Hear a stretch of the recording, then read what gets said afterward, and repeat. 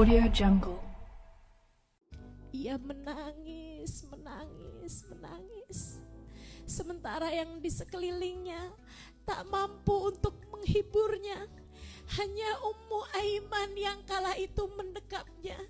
Seraya mengatakan, tak mengapa Muhammad, aku bersamamu. Tak mengapa Muhammad, aku bersamamu. Anak itu terus saja menangis, seraya mengatakan, Umi, Umi, Umi, jangan pergi Umi, Umi. Tangisannya membuat menangis semua malaikat-malaikat Allah yang di bumi maupun yang di langit. Mereka berkata, ya Allah, dengan siapakah lagi Muhammad harus tinggal? Dengan siapakah lagi Muhammad harus berada? Kepada siapa Muhammad akan diasuh sesudah ini? Sesudah ia tak pernah kenal sang ayah, kini ibundanya pun telah meninggal dunia pula. Allah menjawab, akulah. Pada hari ini kita kembali dapat berkumpul dalam kajian silsilah wanita solehah. Dan kita hari ini membahas mengenai Sayyidah Aminah bintu Wahbin. Sayyidah Aminah putri Pak Wahab, ya, yaitu ibunda baginda kita Nabi besar Muhammad sallallahu alaihi wasallam.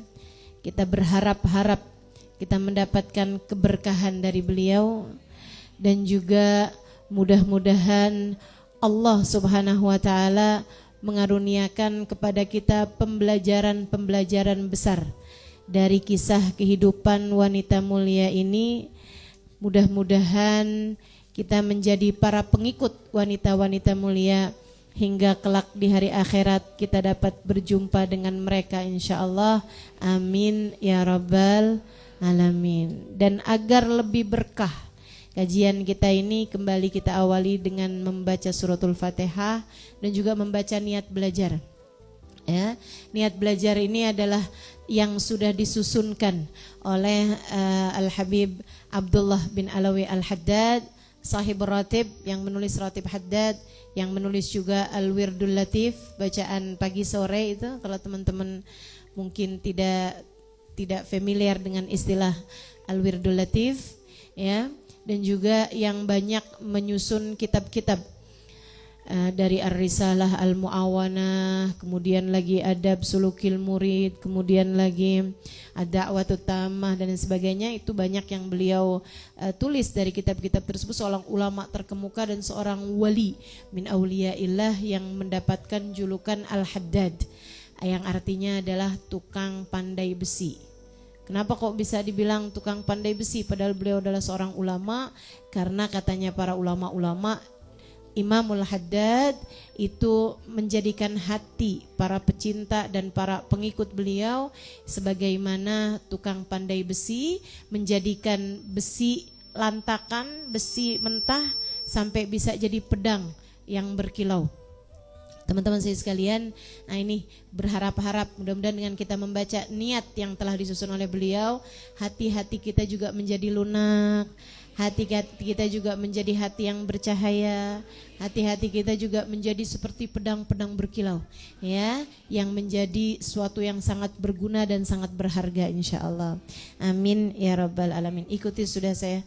Bismillahirrahmanirrahim. Nawaitu ta'allum wa ta'lim wan naf'a wal intifa' wal mudzakarah wat tadhkir wal ifadah wal istifadah wal hitha 'ala tamassuk bi kitabillah wa sunnati Rasulillah sallallahu alaihi wa alihi wasallam wa du'a ilal huda wa dilalata alal khair ibtigha'a mardatih وقربه وثوابه وحسن الخاتمة مع اللطف والعافية وصلاح العاقبة برحمتك يا أرحم الراحمين. إلى حضرة النبي محمد صلى الله عليه وسلم وآله وأصحابه وأزواجه وذريته وأهل بيته وسلم وجميع الأنبياء والمرسلين وأولياء الكون أجمعين ونخصوصا سيدنا المهاجرين اللهم بن عيسى فكر المقدم محمد بن علي بعدوي سيد الحبيب عبد الرحمن السقاف سيد الحبيب عبد الله بن أبو بكر العيدروس فخر الوجود الشيخ بكر بن سالم وأصولهم وفورهم ثمر صاحب راتب عبد الله بن الحداد وأحمد بن زين الحبشي وعلي بن الحبشي وجميع ساداتنا آل أبي علوي أجمعين خصوصا إلى روح الإمام الغزالي محمد بن محمد الغزالي التوسد إلى روح سيدنا الشيخ عبد القادر الجيلاني وأصولهم وفورهم ثم إلى روح أربعة الأئمة المجتهدين ومقلدين في الدين علماء عاملين فقهاء المحدثين والقراء والمفسرين وسادات الصوفية المحققين أجمعين أن الله يغفر لهم ويرحمهم ويعلي درجات في الجنة وينفعنا بركاتهم وأسرارهم وأنوارهم وعلومهم ونفحاتهم في الدين والدنيا والآخرة. الفاتحة.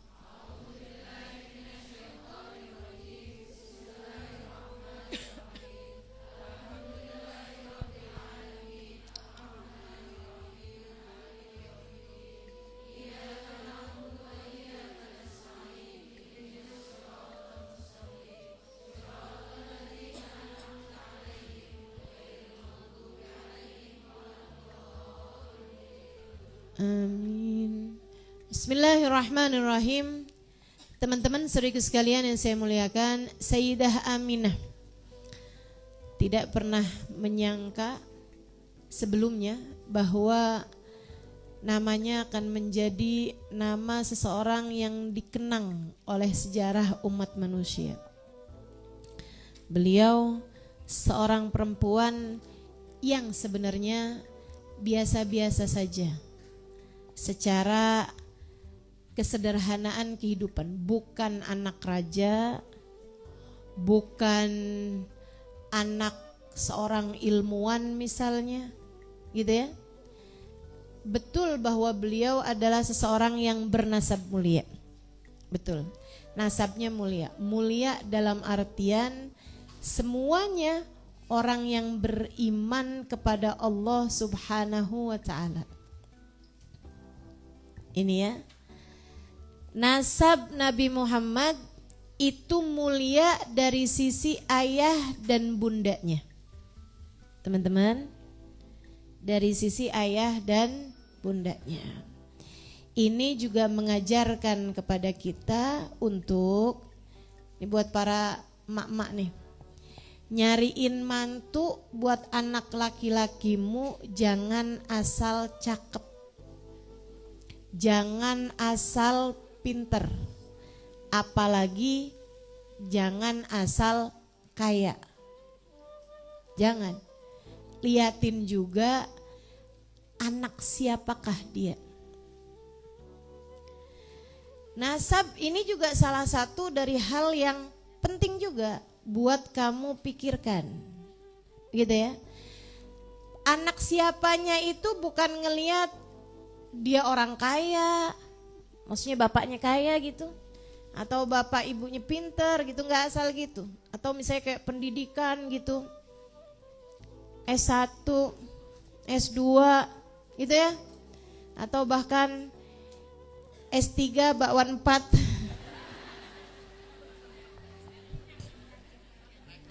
Kenyang ya. Ini bawaan pagi-pagi belum sarapan gini nih. Kebayang-bayang bakwan, bihun gitu ya. Lontong, iya benar. Jadi teman-teman sekalian, bukan asal gitu-gitu.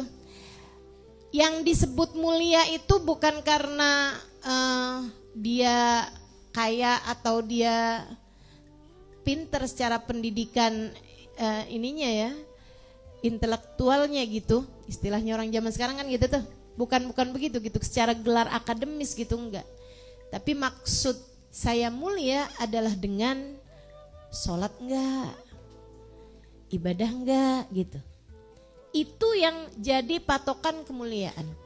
Kalau mereka adalah keluarga orang-orang yang lurus ibadahnya, mereka menjalankan sholatnya, puasanya, itu yang saya sebut sebagai orang-orang mulia. Kami menyebutnya dengan orang-orang mulia adalah orang yang menjalankan ibadah dengan baik. Teman-teman saya sekalian, Sayyidah Aminah seperti itu. Bukan anak raja, bukan anak ilmuwan, bukan anak zaman tersebut sastrawan. Bukan, teman-teman. Zaman itu tuh orang dinilai kemuliaannya dari kemampuan sastra. Kenapa? Sebabnya Al-Quran itu dianggap sebagai mukjizat terbesarnya baginda Nabi Muhammad sallallahu alaihi wasallam.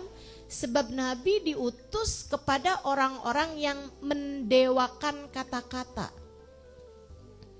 Pekerjaan paling mumpuni pada zaman tersebut itu adalah menjadi sastrawan, menjadi ahli sastra. Orang pada zaman itu, teman-teman saudaraku sekalian, itu kalau ngelamar orang nggak dilihat dia bawa apa, mobilnya apa, gitu ya, bawa lamarannya, hartanya apa, atau punya tanah berapa luas, enggak. Bahkan yang dilihat dia bawa syair dari pujangga siapa. Sebab kalau dia bawa syair dari pujangga yang sangat berkelas, yang sangat terkenal namanya gitu, nah itu berarti dia adalah orang yang mulia gitu, orang yang bisa mendatangkan syair-syairan yang sangat bermutu gitu. Begitu tuh pada zaman tersebut. Makanya kalau ngelihat zaman itu ke zaman sekarang kayaknya nggak banyak perubahan ya. Saya bisa ngelihatnya orang yang mengagungkan kata-kata dengan orang yang mengagungkan harta itu kayak nggak jauh beda kan. Bisa jadi malah yang mengagungkan kata-kata lebih baik dah daripada yang sekedar mengagungkan harta. Apalagi jika hartanya dicapai dengan cara-cara yang tidak halal. Begitu kan? Sehingga sekalian saya muliakan, jadi Sayyidah Aminah bukan itu. Ayahnya, keluarganya bukanlah sastrawan, bukan pujangga, bukan pula raja-raja. Akan tetapi semuanya adalah ahli sujud kepada Allah Ta'ala. Ustazah, bukannya masa itu masa jahiliyah di mana nggak ada nabi-nabi yang diutuskan? Betul, teman-teman sekalian. Tidak ada yang nabi yang diutuskan pada masa tersebut, karenanya masa tersebut disebut sebagai masa fatrah. Penduduknya, penghuninya disebut sebagai ahli fatrah. Ahli fatrah itu artinya adalah orang-orang yang hidup di antara masa terangkatnya Nabi Allah Isa sebelum terutusnya Nabi Muhammad. Nggak ada nabi yang diutuskan. Akan tetapi bukan berarti tidak ada orang yang beriman. Gitu ya. Kenapa gitu? Karena mereka tinggalnya di Mekah, bukan tinggal di pedalaman Papua. Fahami saya. Sehingga sekalian saya muliakan, gitu ya. Itu di masa tersebut Mekah itu bukan kayak pedalaman Banten, suku Baduy Dalam misalnya gitu kan. Bukan pula pedalaman Kalimantan, suku Dayak misalnya. Atau pedalaman Papua suku Asmat misalnya, ini boleh juga pengetahuan saya ya. Sehingga sekalian saya muliakan, bukan itu semuanya gitu. Bukan itu semua gitu. Kota Mekah itu adalah kota dari sejak zaman dibukanya oleh seorang perempuan bernama Hajar. Sehingga sekalian saya muliakan, kota Mekah menjadi kota yang multi ras. Kota Mekah menjadi kota yang metropolitan kalau istilah zaman sekarang, di mana berbagai macam negara, berbagai macam suku datang ke kota Mekah pada zaman tersebut untuk mengerjakan ibadah haji setiap tahunnya dari zamannya Nabi Ibrahim. Makanya orang kalau pergi haji kan bilangnya mendatangi panggilan Nabi Ibrahim. Nabi Ibrahim di Mekah dulu bangun Ka'bah. Meskipun yang tinggal di Mekah menjadi kelanjutannya adalah Nabi Allah Ismail alaihi salam. Nabi Muhammad kan nasabnya nyambung pada Nabi Ismail. Artinya keturunannya Nabi Ismail itu turun terus tuh. Nah, dari Nabi Ismail ke Nabi Muhammad tuh dari kakek ya ke anak anaknya kemudian ke cucunya kan gitu ya. Cucu yang kemudian ke cicitnya terus tuh sampai kepada baginda kita Nabi Muhammad alaihi salam. Saudaraku sekalian, baik dari ayah maupun dari ibunya Nabi itu semuanya nyambungnya tuh ke Nabi Allah Ismail alaihissalam. Artinya ayah Nabi Muhammad cucu-cucunya Nabi Ismail dan ibunda Nabi Muhammad juga cucu-cucunya Nabi Ismail itu ke atas semuanya tuh sujudnya kepada Allah semua, imannya kepada Allah semua. Jadi jangan salah, jangan kamu pikir Sayyidah Aminah, Sayyid Abdullah itu nggak beriman kepada Allah. Teman-teman saya sekalian, namanya nggak bakalan Abdullah dong kalau nggak beriman.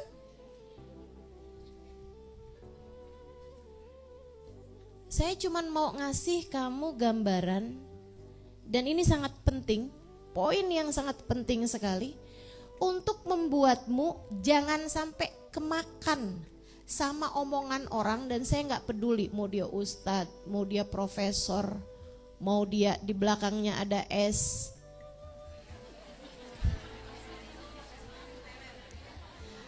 atau di belakang namanya ada LC, ya kan ya, ada SAG, sarjana alam gaib. Saya nggak peduli. Saya nggak mau kalian kemakan omongan orang yang berani-beraninya mengatakan bahwa ibunda Nabi Muhammad dan ayahanda Nabi Muhammad di neraka. Dan itu banyak beredar di kalangan orang-orang yang gak ngerti fakta sejarah, yang gak paham sama kultur, sama budaya, sama peradaban bangsa Arab pada masa tersebut, teman-teman saudara sekalian. Wa taqallubaka fisajidin, kata Allah dalam Al-Quran, dan itu cukup untuk menjadi dalil bahwa semua orang-orang yang membawa cahaya Nabi Muhammad alaihi salam adalah orang-orang yang beriman kepada Allah Subhanahu wa taala. Wa taqallubaka fisajidin, dan kami membolak-balikan engkau, kata Allah dalam Al-Quran, wa taqallubaka fisajidin, dan kami membolak-balik kamu wahai Muhammad, cahayamu kami turunkan dari tulang sulbi ke rahim, rahim tulang sulbi, rahim, rahim tulang sulbi, terus seterusnya fisajidin. Semua yang membawa cahayamu itu adalah sajidin, ahli-ahli sujud kepada Allah. Jadi poin pertama dari kita mempelajari sejarah Sayyidah Aminah adalah seorang perempuan mulia, beriman kepada Allah Subhanahu wa taala, mengikuti ajarannya Nabi Allah Ismail bin Ibrahim alaihimussalam, mengikuti ajaran ayahandanya, kakek-kakeknya yang semuanya beriman kepada Allah, tidak pernah sujud kepada berhala, tidak pernah mengerjakan ibadah kecuali kepada Allah Subhanahu wa ta'ala. Jelas? Soalnya saya pernah dengar tuh yang berani-berani ngomong kayak begitu. Aneh-aneh ini. Ibu Nabi Muhammad di neraka, ente siapa?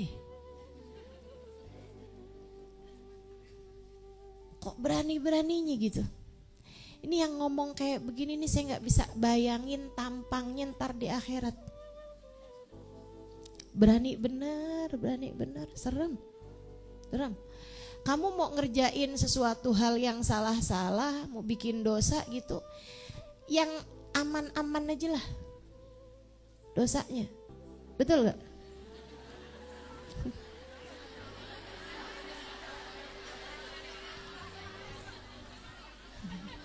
Dosa mah gak ada yang aman, Ustazah pinter. Tapi maksud saya gini nih, kalau kamu nih kan ngeliatin cowok ganteng gitu, ibarat kata, dosa apa gak dosa? Tapi kan minta ampunnya gampang ya. Minta ampun sama Allahnya gampang ya enggak?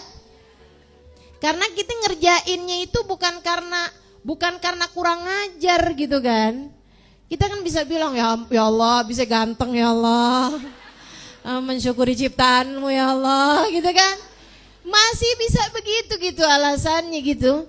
Tapi kalau berani-berani ngomong sesuatu yang gak baik tentang ibunda Nabi, tentang ayahanda Nabi, ini tuh apa namanya kalau enggak kurang ajar gitu. Dosa-dosa yang kurang ajar gini nih yang gak aman teman-teman. Hati-hati. Dosa-dosa yang kurang ajar ini yang gak aman gitu. Makanya kamu punya guru biar kata gimana-gimana juga. Kalau kamu gak baik-baik sama guru kamu itu gak aman. Betul gak? Iya kan? Gak aman gitu. Mudah-mudahan Allah SWT karuniakan kepada kita adab kepada hamba-hamba Allah yang mulia. Mudah-mudahan Allah SWT karuniakan kepada kita kemampuan untuk selalu bisa husnudzon kepada semua hamba-hamba Allah SWT, apalagi kepada hamba-hamba Allah SWT yang dimuliakan Allah SWT karena nisbat mereka, karena nasab mereka, karena keterkaitan mereka dengan baginda kita Nabi besar Muhammad sallallahu alaihi wa ala alihi wa sahbihi wasallam. Jadi sekalian, Sayyidah Aminah ini perempuan yang mulia. Satu, karena beliau beriman kepada Allah Subhanahu wa taala. Yang kedua, karena beliau perempuan yang pandai menjaga diri. Zaman itu tuh memang gak ada syariat agama teman-teman. Tapi dari dulu tanpa syariat agama sekalipun kita tahu kalau perempuan yang kerjaannya godain cowok itu bukanlah perempuan mulia. Betul nggak?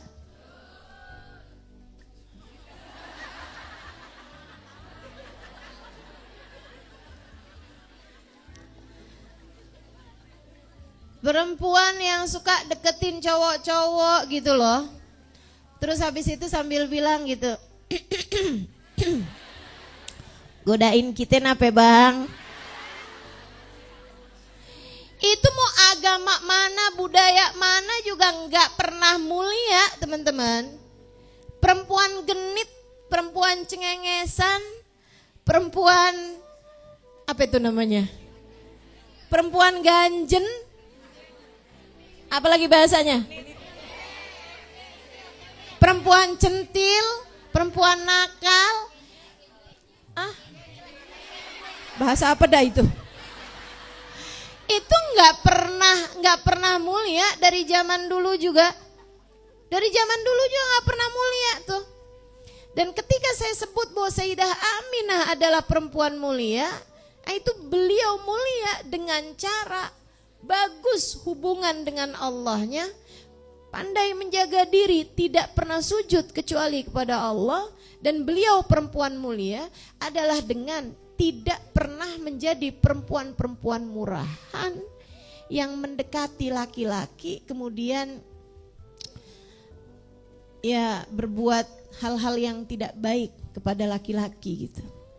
Nggak pernah tuh kayak begitu. Senyum-senyum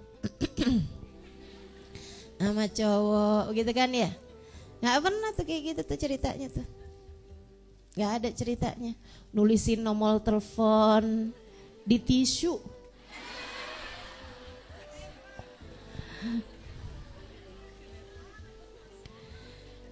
Nggak ada ya dek. Dek,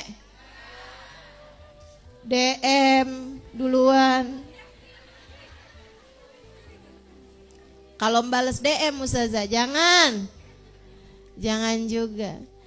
Jadilah perempuan-perempuan berkelas, teman-teman. Sayyidah Aminah tuh, belum ada Islam, belum ada hal-hal yang hukumnya haram gitu kan. Sekarang kan ajaran agama udah sangat jelas.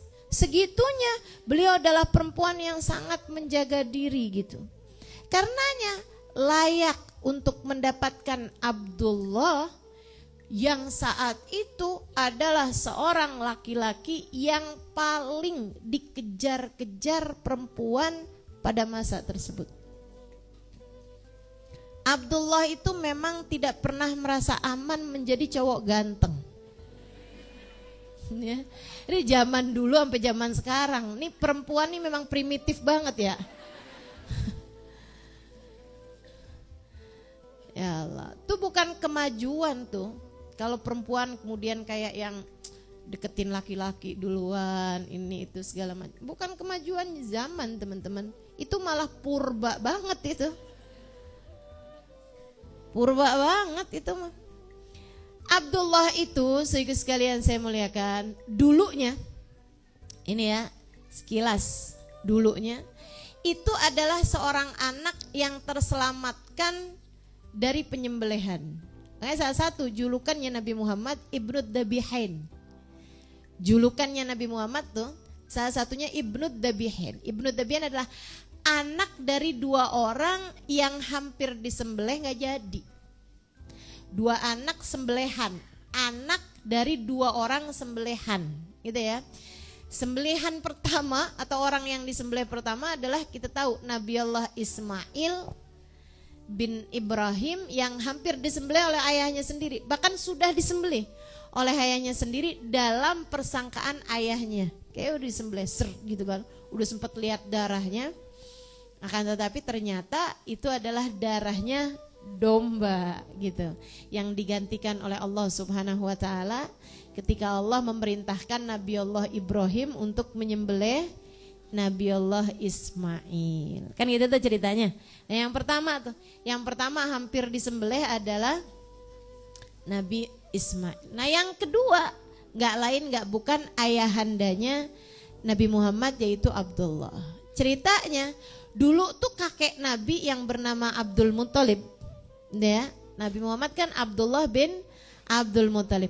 Abdul Muthalib itu teman-teman, subhanallah, tiap punya anak laki-laki umurnya nggak panjang, punya anak perempuan lama gitu, maksudnya hidup gitu kan. Tapi tiap punya anak laki-laki itu satu anak laki-laki ini gitu kan, umur berapa bulan meninggal gitu. Dapat lagi anak laki-laki lagi umur berapa hari meninggal kayak gitu. Jadi umurnya tuh nggak pernah sampai ada yang lewat 2 tahun 3 tahun tuh nggak ada gitu. Akhirnya merebaklah rumor di kalangan masyarakat Arab bahwa Abdul Muthalib nih kayaknya emang beliau pemimpin bangsa Arab pada masa tersebut, teman-teman. Pemimpin kabilah suku Quraisy, pemimpin suku Quraisy yang memang paling banyak di sana tuh kan suku Quraisy tuh.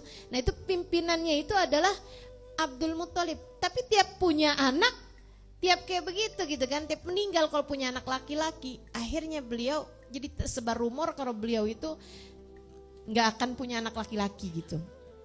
Dan di masyarakat Arab pada masa tersebut itu punya anak perempuan itu aib, sehingga banyak di antara mereka yang menguburkan anak-anak perempuan mereka hidup-hidup, kan begitu ya. Nah, jadi akhirnya Abdul Muthalib itu nggak punya anak laki, itu kan jadi kayak abtar gitu orang menyebutnya gitu ya, putus keturunan gitu. Kayaknya orang malang banget gitu yang dianggap sebagai orang yang nggak punya keturunan laki-laki. Abdul Muthalib nggak bunuhin anak perempuan dia gitu ya. Dia mulia, dia beriman sama Allah Subhanahu wa taala, mengikuti ajaran kakek neneknya gitu kan. Jadi nggak nguburin anak perempuannya. Dia nggak nguburin. Makanya ada Sayyidah Sofia bibi Nabi Muhammad alaihi salam gitu kan. Ada tuh beberapa bibi-bibinya Nabi Muhammad sallallahu alaihi wasallam. Nah, ini teman-teman saya sekalian, tapi Tapi kan namanya malu banget kan, tiap punya anak laki-laki kok meninggal gitu. Tiap punya anak laki-laki, naas banget nasib saya. Beliau kemudian bernazar.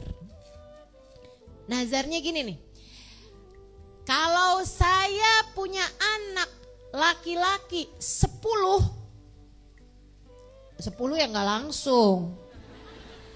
Dan dari beberapa istri juga ya, dari beberapa istri juga.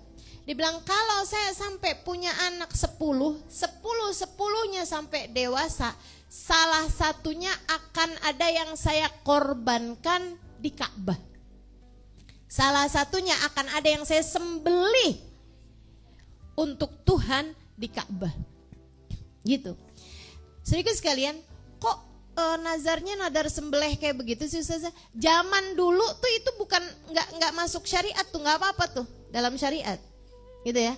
Orang sekarang haram hukumnya kalau sampai kayak begitu. Kalau sampai anak saya ada 5, salah satunya kan saya racun gitu kan. Itu teman-teman saya sekalian haram hukumnya karena syariatnya memang tidak memperbolehkan, gitu kan. Nah, zaman dulu tuh nggak ada syariat yang mengharamkan hal tersebut gitu. Makanya kan Qabil, Mahabil itu kan juga mengorbankan sesuatu kan begitu ya. Nah, itu tuh hal-hal yang dianggap lumrah pada masa tersebut. Ditambah lagi Abdul Muthalib nggak yakin punya anak 1 aja meninggal, 10 pula kan begitu. Subhanallahnya abisnya nadar kayak begitu, anaknya Abdul Muthalib itu laki-laki tuh, udah banyak bener tuh laki-laki. Pamannya Nabi itu kan banyak tuh. Jadi laki-laki tuh banyak, laki-laki lahir lagi laki-laki, istri yang hamil lahir lagi laki-laki, yang lagi hamil laki-laki lagi gitu. Ini sampai kelibet-libet nih lisan saya. Saking banyaknya tuh. Sehingga sekalian akhirnya kemudian beneran tuh punya anak laki-laki 10 dan 10-10-nya tuh sampai dengan usia remaja gitu. Sampai dengan mereka itu ya dianggap panjang umur lah gitu, maksudnya gak meninggal di usia balita gitu. Juga sekalian sampai akhirnya ketika anak-anak mulai belasan tahun nih, diantaranya Abdullah itu gitu ya. Nah ini teman-teman sedikit sekalian, Abdul Muthalib artinya harus menjalankan nadarnya. Ini anak udah pada balik nih. Ini anak udah pada bisa menguatkan ayahandanya. Artinya harus ada yang dikorbankan di Ka'bah. Nah subhanallah, dari semua anak-anaknya ini Abdul Muthalib memang paling sayang sama Abdullah. Paling sayang dia memang sama Abdullah.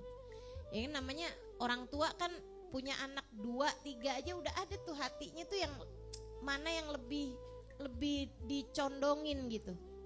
Itu wajar aja teman-teman, nggak jadi masalah juga gitu. Meskipun ya jangan terus-terusan kamu omongin atau jangan sampai bikin hati anak-anak yang lain jadi sedih gitu. Karena kan nggak paling disayang bukan berarti nggak sayang, ya kan begitu ya? Iya kan. Nah itu jangan juga memperlihatkan itu kepada anak-anak yang lain gitu. Apalagi yang satu nih kalau di ulang tahun dikasih hadiah, kasih kado ini itu. Yang satu yang gak terlalu disayang, inget aja kagak.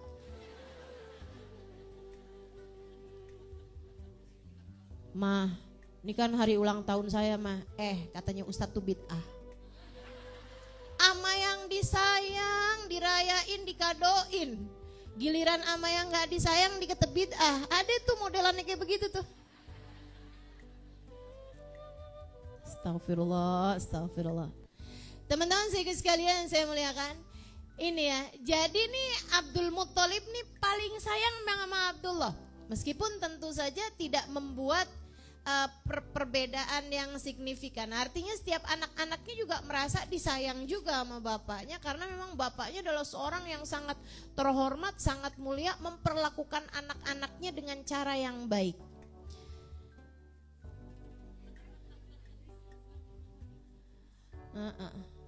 Ini yang mau ke kamar mandi aja dah. Gak usah pengen ngobrol.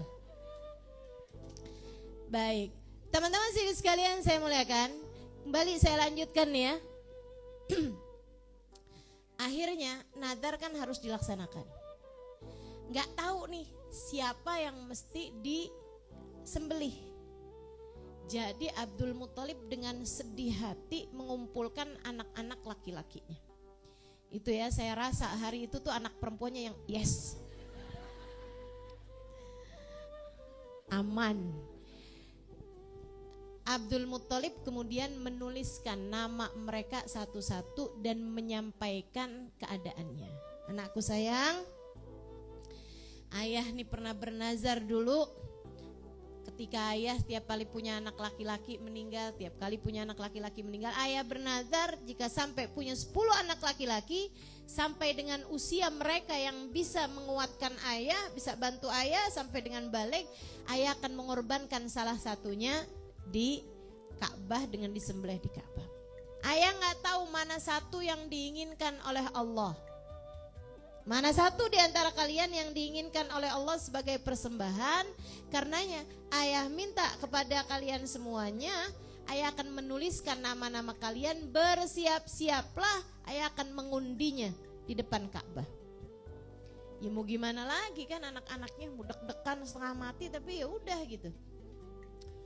Maka semua sesudah dituliskan namanya nih, mereka kemudian datang ke depan Ka'bah dan itu disaksikan sama orang-orang tetua-tetua, tapi bukan tetua-tetuanya Quraisy ya, tapi kayak orang-orang yang dianggap sebagai kayak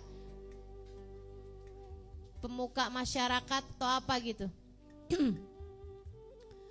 Boleh tetap bikin saya konsentrasi ya.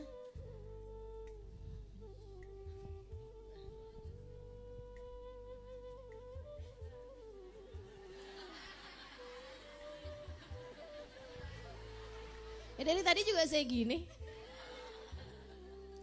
Gitu ya. Jadi teman-teman sekalian, maksudnya ayahandanya nih bilang, nggak tahu nih saya siapa di antara kalian yang harus saya sembelih. Jadi akhirnya teman-teman, mereka pun anak-anaknya kumpul semuanya nih depan Ka'bah, kemudian mulailah deg-degan setengah mati itu. Duh, kalau kamu jadi salah satu di antaranya, mulailah diundi. Keluar Abdullah. Waduh. Itu Abdul Muthalib luluh lantak rasanya hatinya. Sedih setengah mati. Tapi ya emang tuh teman-teman, biar kata gimana-gimana juga, Allah tuh kalau nguji emang dari arah yang paling kamu cintai dah. Ngajarin kita banget tuh. Dulu Ibrahim cinta setengah mati sama anaknya. Satu-satunya Ismail, sama Allah disuruh sembelih. Kan gitu kan? Ini sekarang juga gitu. Dari semua anaknya Abdul Muthalib yang paling dicinta Abdullah gitu kan. Hatinya emang ke Abdullah banget gitu. Yang keluar namanya Abdullah dong. 3 kali biar sah. Masukin lagi. Kocok keluar lagi Abdullah lagi. Udah deh tuh. Air mata deh tuh. Habis itu kocok lagi, keluar lagi Abdullah lagi. Wah, sedihnya luar biasa. Kenapa enggak Abu Lahab gitu kan? Abu Lahab paman Nabi juga ya. Udah tuh sedih banget. Tapi kan nazar harus dikerjain. Abdullahnya ya mau gimana lagi gitu kan. Ini saya jadi Ismail Atsani nih, Ismail kedua gitu kan. Siap-siap Abdullah. Iya, besok kamu akan kita korbankan di Ka'bah. Abdullah ya sedih, tapi mau gimana lagi. Abdul Muthalib lebih sedih lagi gitu kan. Sampai besoknya kumpul deh tuh. Pas lagi kayak begitu, Abdullah udah hampir tuh, Abdullahnya udah didandanin, udah disiapin, tempatnya udah disiapin, pedangnya udah ditajemin, udah semuanya tuh. Udah hampir banget tuh, nyaris banget. Teman-teman saya sekalian, Abdul Muthalib kemudian didatengin sama pemuka-pemuka Quraisy. Dia bilang, "Madza fa'alta ya Abdul Muthalib?" Abdul Muthalib, kamu mau ngapain nih? Kata Abdul Muthalib, "Iya nih, saya mau nyembelih anak saya nih si Abdullah." "Kenapa kamu mesti sembelih?"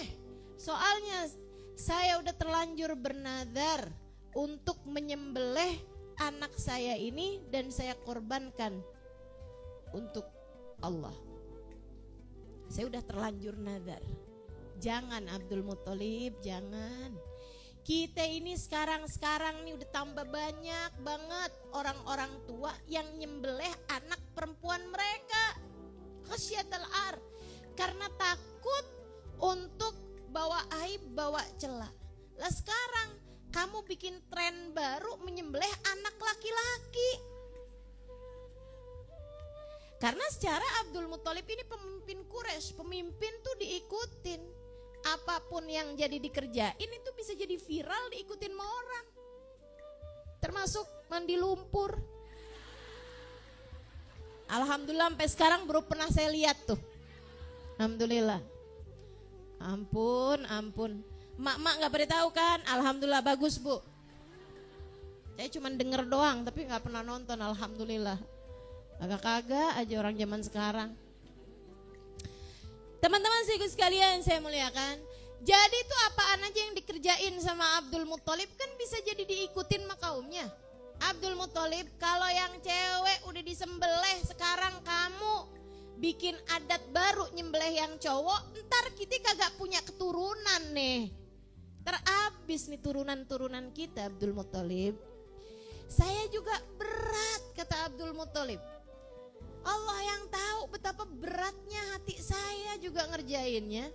Ya udah kalau gitu jangan kamu sembelih. Ya kan kalian tahu sendiri. Nah, ntar kalau nggak dikerjain bisa turun gempa, bisa turun azab, bisa habis juga semuanya dari kita nih.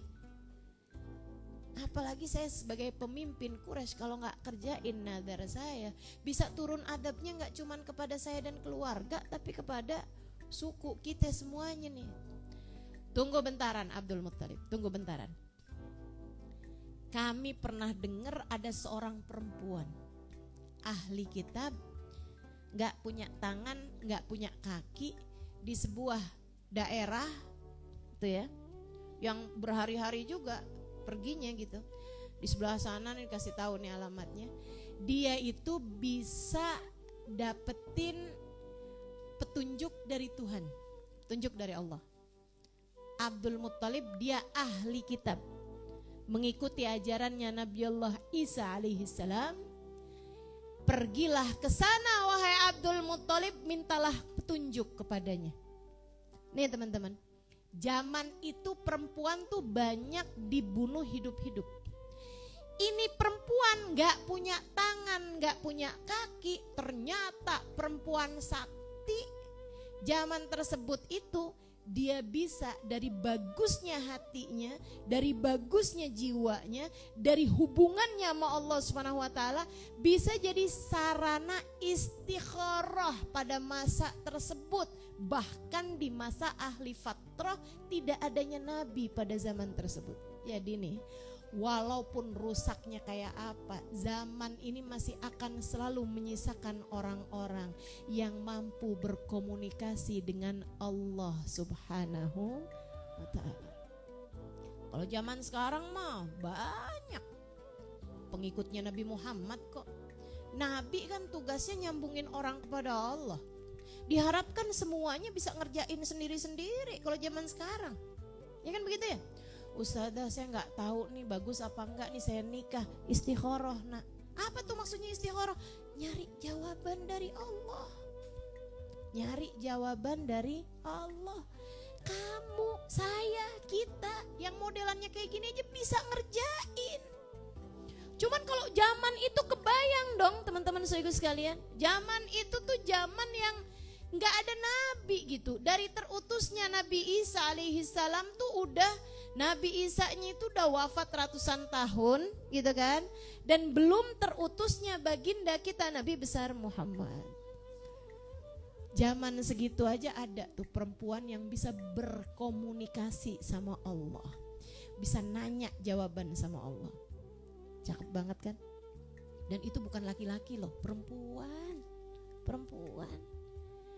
Zaman jahiliyah ada perempuan yang bisa berkomunikasi sama Allah. Zaman kayak begini nih, udah kayak begini, dan kamu gak juga menyambung komunikasimu sama Allah, ya kan aneh.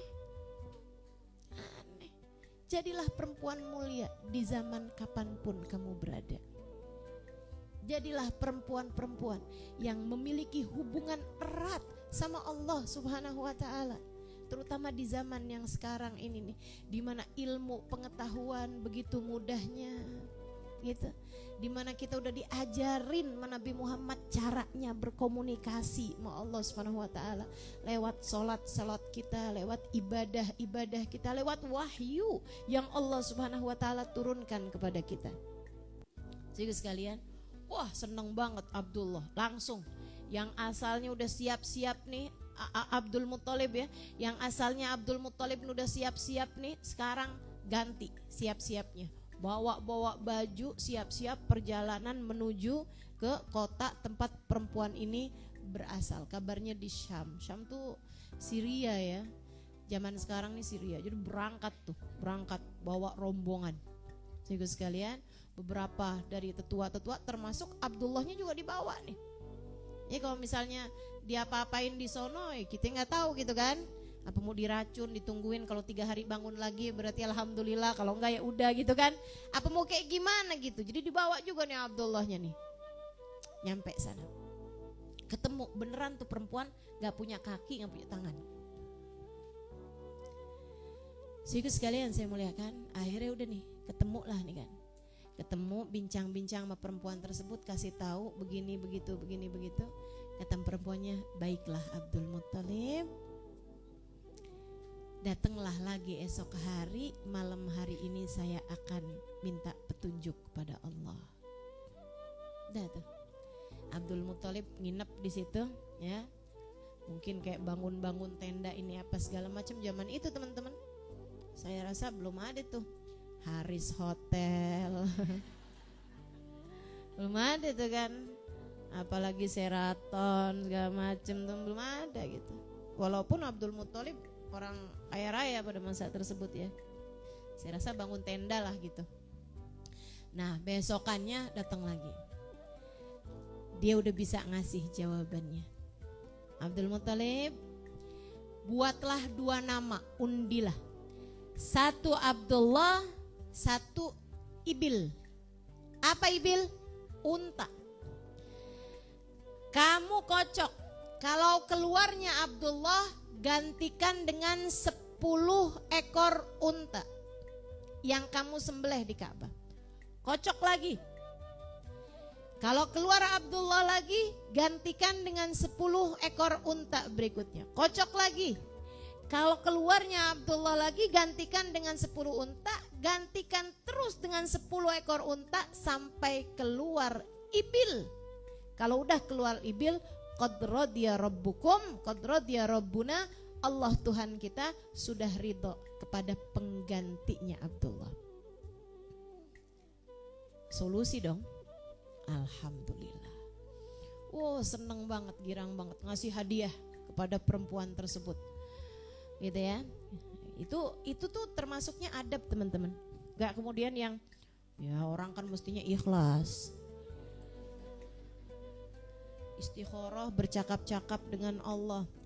Bagus, tapi kan mestinya ikhlas. Buat beliaunya biarkan ikhlas. Ya kan ya?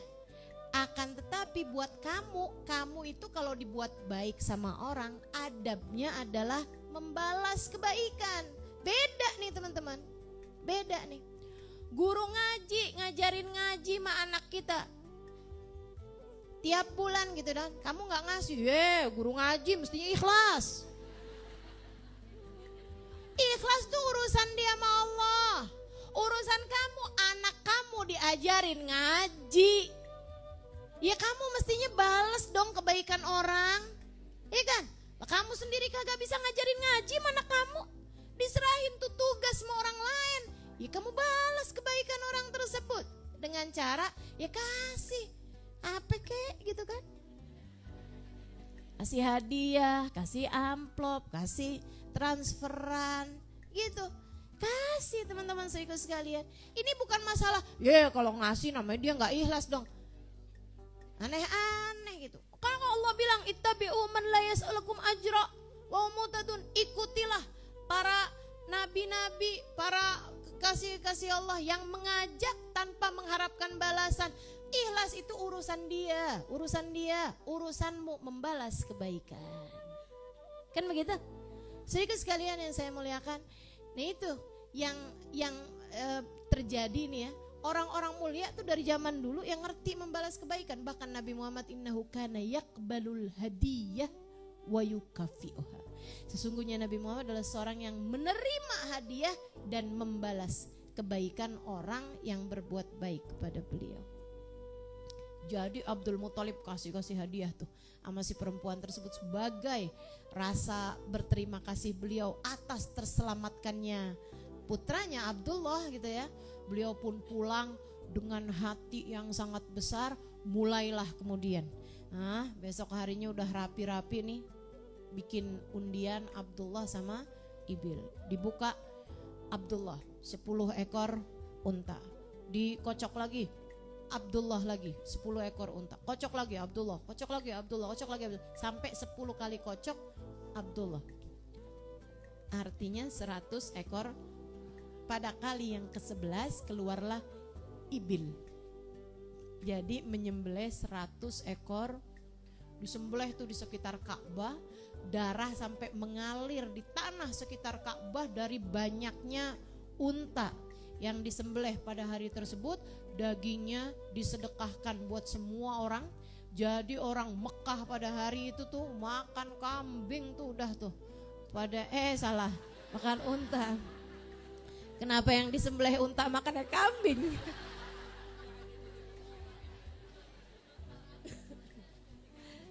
Karena begitu urusan makan yang kebayang sama saya kambing gitu ya. Kebayang Idul Adha saya. Jadi tuh pada pesta makan daging unta pada hari tersebut. Baik teman-teman sekalian saya muliakan, itu yang terjadi dan alhamdulillah selamatlah Abdullah. Duani itu gantengnya ya ampun. Dah tuh. Ketika umur nikah tuh beliau, umur kayak 18, 19 gitu ya. Di Arab umur nikah laki-laki segituan tuh. Itu kalau Abdullah itu jalan, aduh cewek-cewek tuh dah top banget dah pokoknya. Tapi ini cewek-cewek selain yang bukan modelannya Khadijah, bukan modelannya Aminah gitu, enggak tuh, enggak. Aminah Khadijah enggak yang modelan kayak begitu teman-teman. Tuh modelannya yang kayak cewek-cewek tebet gitu.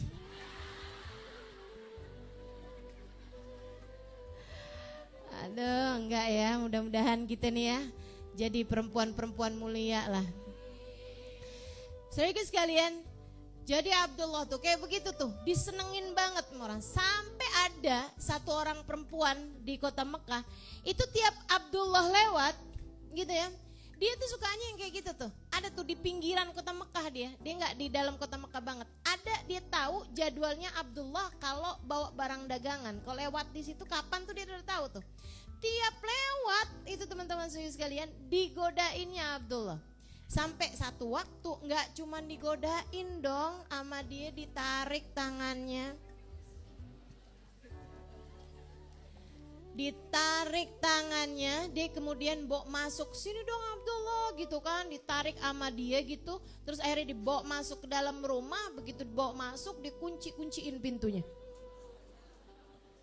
Habis itu kuncinya ditelan. Enggak.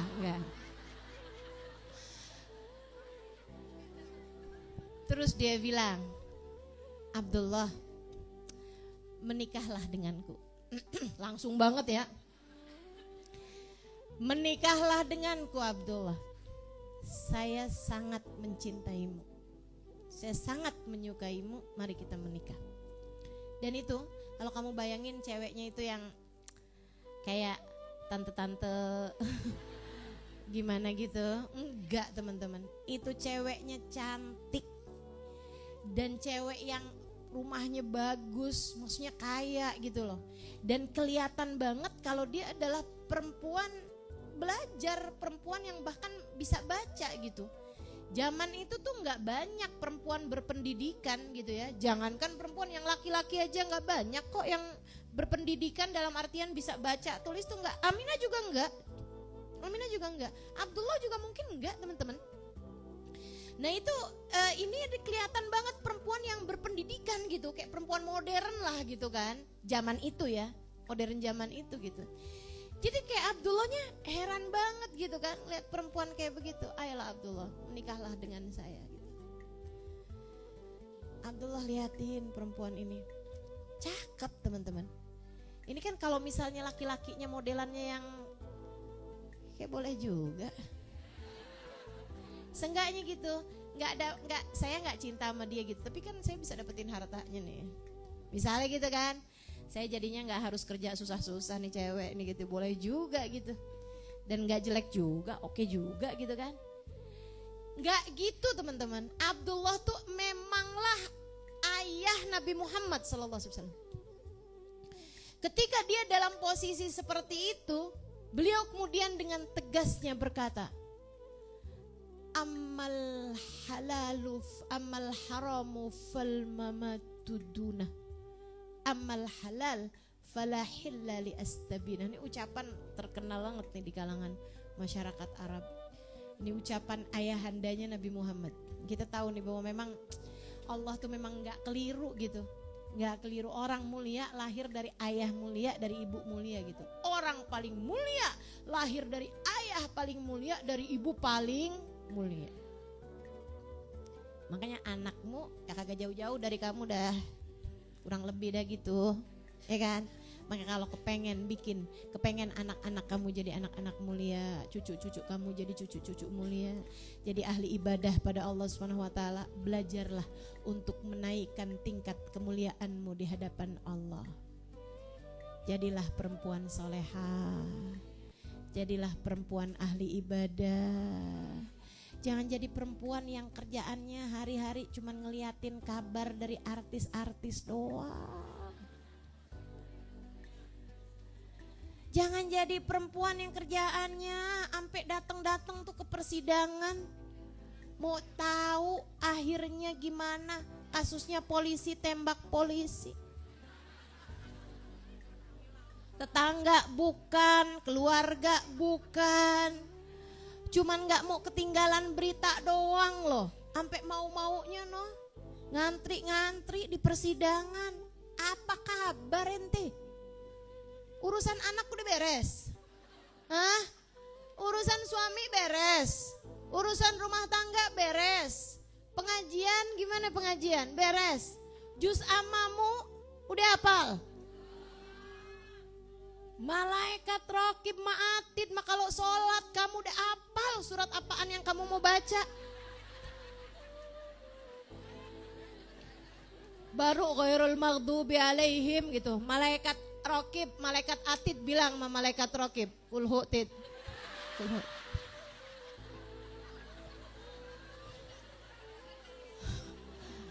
Malaikat atid bilang sama malaikat raqib, kip, udah kulhu. Pasti dah itu. Masya Allah, Masya Allah. Urusan yang kamu gak dihisap, kamu gak akan dipertanyakan. Segitunya apal kasus-kasusnya. Innalillahi wa inna ilaihi raji'un. Teman-teman sekalian, omongan tetangga apaan kamu apal semuanya? Enggak gitu caranya jalanin kehidupan. Hidup tidak sebercanda itu, Bu. Hidup tidak sebercanda itu, Dek. Sampai apal lagu-lagu Korea, sampai apal nama semua opa-opa Korea, sampai tuh isi galeri fotonya semuanya orang-orang yang bahkan gak ngerti sujud sama Allah barang serokaat sekalipun. Kamu pikir kamu gak akan ditanya? Adik-adikku sayang, hidup tidak sebercanda itu, Dek. Hidup tidak sebercanda itu. Kamu kepengen nantinya membina rumah tangga dengan seorang laki-laki soleh, anak-anakmu pada soleh-soleh. Kenali Nabi Muhammad, kenali sejarah orang-orang mulia, kenali sejarah para wali-walinya Allah Subhanahu wa taala, kenali sejarah para hamba-hamba tercinta di sisi Allah Subhanahu wa taala. Nggak malu apa isi galerinya orang-orang kayak begituan semua? Gimana kalau nabimu sampai tanya, seberapa saya di hatimu, wahai umatku? Siapa yang selama ini ada dalam hatimu, wahai umatku? Gak malu kalau kamu lebih sering membayangkan opa-opa Korea daripada bagindamu Nabi Muhammad. Ini saya lagi serius nih, jangan ketawa. Saudariku sekalian yang saya muliakan, orang-orang mulia hanya akan lahir dari orang-orang mulia. Lihatlah bagaimana Abdullah diajakin sama perempuan cantik, kaya, pinter. Segitunya beliau menjawab, amal haramu fal mamatu dunah. Kalau kamu mengajak saya kepada perbuatan haram zina, lebih baik saya mati daripada melakukannya. Langkahi dulu mayatku. Tuh orang mulia kayak begitu. Jangan baru dilirik doang udah ikut. Jangan baru diajakin, ditanyain, udah makan, gitu doang. Udah mau mengorbankan bahkan yang paling berharga yang kamu punya. Adekku sayang, gak gitu caranya jalanin kehidupan. Gak gitu caranya jalanin kehidupan. Ibu-ibu juga nih, udah pada punya suami loh. Kerjaannya nonton drama Korea sampai yang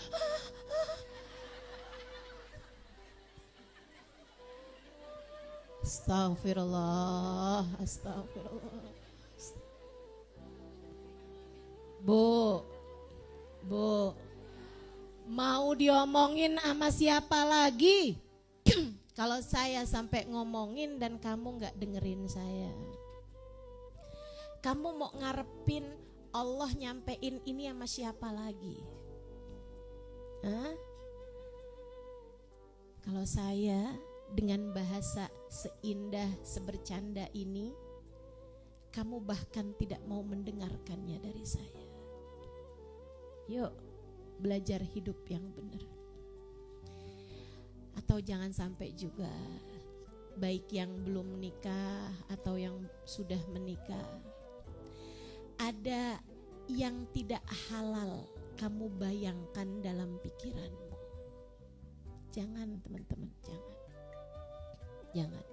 Yang belum menikah jangan, yang sudah menikah apalagi. Ada suamimu loh di samping kamu, pikiranmu malah membayangkan laki-laki lain. Kedurhakaan macam apa itu? Kekurang ajaran macam apa itu? Keburukan macam apa itu? Soalnya dia lebih perhatian ustazah. Innalillahi wa inna ilaihi rajiun. Itu zina hati namanya. Itu zina hati namanya. Malu. Suami saya gak tahu ustazah. Suamimu gak tahu, Allah tahu. Malu sama Allah. Suami saya gak tahu ustazah. Iya, Nabi Muhammad tahu. Malu kamu ngaku cinta menabi, kamu sholawatan menabi, kamu qiyam dengan nangis-nangis menabi. Malu kamu kalau kemudian Nabi Muhammad tahu. Jangan kamu pikir Nabi gak tahu. Wa qul i'malu kata Allah, wa sayarallahu amalakum wa rasuluh. Berbuatlah kalian, Allah tahu perbuatan kalian, Nabi Muhammad tahu perbuatan kalian. Saudaraku sekalian yang saya muliakan, jadilah orang-orang berkelas. Orang tua Nabi Muhammad, Sayyid Abdullah, Sayyidah Aminah, begitu berkelas. Amal haramu fal mamatu. Kamu ajak saya kepada perkara yang haram, langkahi dulu mayat saya. Lebih baik saya mati daripada saya harus melakukannya. Amal halal fala hilla li astabina. Kalau kamu ngajakin saya kepada yang halal, kamu ngajakin saya buat nikah, fala hilla li astabina, bukan wanita sepertimu yang akan saya pilih untuk mendampingi hidup saya. Keren. Tuh dek, udah dikasih tahu jawabannya. Kalau ada cowok-cowok deketin kamu, Banyak banget loh cowok-cowok deketin kamu tuh nggak ngarepin cinta dari kamu, rumah tangga, terbingkai dalam rumah tangga. Enggak gitu. Enggak juga ngarepin melangkah ke surga bersamamu, kagak. Banyak laki-laki di luaran sana yang ketika kamu kemudian dideketi sama dia, pikiran dalam otaknya itu adalah untuk mendapatkan hal paling berharga dalam diri.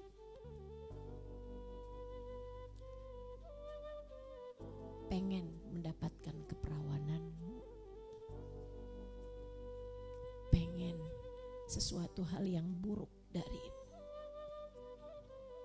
Jangan mau. Kamu lebih berharga dari itu, jauh lebih berharga dari itu. Anakku sayang, adekku sayang, jangan pernah berpikir untuk memberikan hal yang paling berharga dalam dirimu kecuali kepada Allah lewat jalan yang diridhoi Allah Subhanahu wa taala. Sesudah sah, sesudah akad nikah, baru halal, baru punya pahala sedekah, kata Nabi Muhammad SAW. Tiap kamu berhubungan intim, kamu punya pahala sedekah. Tuh yang kayak gituan kamu kejar. Jangan kemudian melaki-laki yang kayak begituan modelannya tuh. Tapi dia bisa ngasih hadiah, saya ustazah bulan ini iPhone, bulan depan tas branded. Itu murah. Bahkan kalau kamu dikasih hadiah bulan ini apartemen, bulan depan mobil mewah, murah. Teman-teman sekalian, selagi masih ada nolnya tuh murah. Selagi masih ada angkanya itu murah. Kenapa? Sebab kamu, hargamu yang tidak bisa dibayar dengan uang. Apa hargamu? Surga. Hargamu surga. Kata Sayyidil Habib Umar, la tarba dunal jannah bithaman. Jangan pernah ridho apa yang kamu lakukan dibayar dengan yang di bawah surga. Harga saya adalah surga. Saudaraku sekalian yang saya muliakan, ada nih orang minta jadwal sama saya, gitu kan ya, Ustazah kami punya majelis begini begitu segala. Saya bilang saya sudah punya majelis yang lain. Ustazah di sana dibayar berapa sih? Kami akan transfer lebih banyak daripada apa yang dia bisa berikan. Saya langsung tinggal. Saya nggak ngerti mesti jawabnya kayak gimana.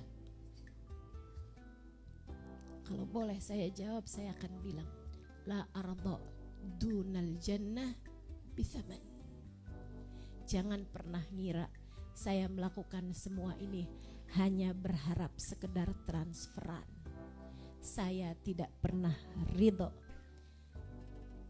apa yang saya lakukan dihargai di bawah surga. Setuju? Kita nggak mau nih yang kita kerjain ini dibayar di bawah surga. Termasuk senyumanmu, Bu. Yang senyum sama suami hanya kalau habis ditransferin. Mana dia orangnya nih? Senyum kamu semurah itu ya? Jangan dong tersenyum bahkan saat hati terluka. Tuh dia orangnya. Senyum kamu mahal, senyum kamu bernilai surga. Kan begitu ya? Yang senyum walaupun lagi capek, suaminya datang senyum. Suaminya habis bilang maaf ya, saya gak bisa transferin hari ini, tetap senyum. Kok kamu tetap senyum? Karena harga senyum saya adalah cakep. Emang nggak salah dah ngaji sama saya, nggak salah. Ngerti cara berpikir ya nggak?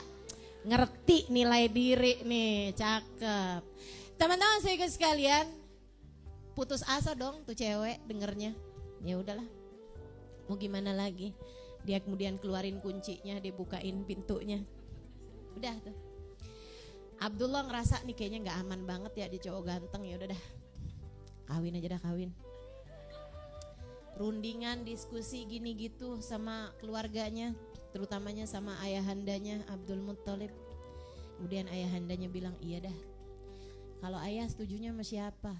Bentar ya ayah pikirin ya. Kayaknya sama anaknya Pak Wahab gimana?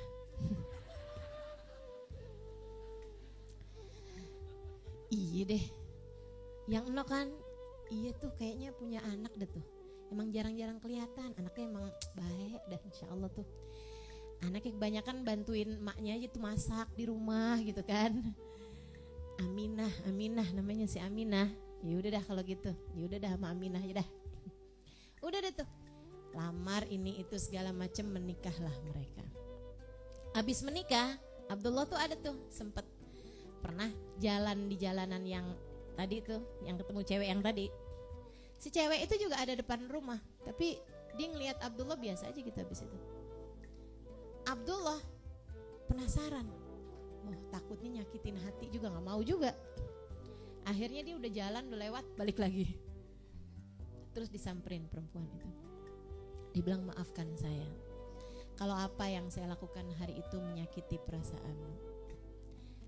Aminah, si perempuan itu bilang, nggak usah baper gitulah Abdullah. Kurang lebih ya, ini bahasa kurang lebih kan. Tapi Bu nyamperin lagi, ada omongan-omongan gitu, iya teman-teman. Tapi ini kan saya harus modifikasi lah gitu. Tuh ya. Terus perempuan itu ngomong kayak begini nih, kamu sebenarnya udah salah sangka loh sama saya Abdullah. Kamu udah salah sangka sama saya. Kamu tahu gak Abdullah, saya tuh emang pengen sama kamu. Pengen jadi istri kamu. Pengen jadi istri kamu. Tapi sebenarnya juga saya kepengen jadi istri kamu bukan karena kamu sih. Saya gak ngarepin kamu. Tapi saya ini adalah perempuan yang bisa membaca kitab-kitab terdahulu.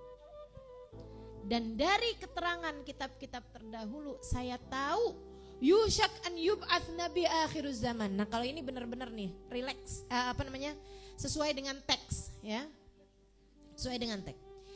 Yusyak an yub'ats nabi akhir zaman. Di masa sekarang ini sudah nyaris, sudah hampir terutusnya Nabi akhir zaman. Dan saya pun membaca ciri-ciri yang akan menjadi ayahnya.